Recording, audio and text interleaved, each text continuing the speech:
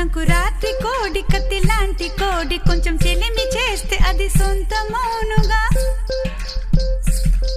సంకురాత్రి కోడి కత్తి లాంటి కోడి కొంచెం చెలిమి చేస్తే అది సొంతమౌనుగా చెయ్యి వేస్తే చెంగుజారే కుయుముర్రో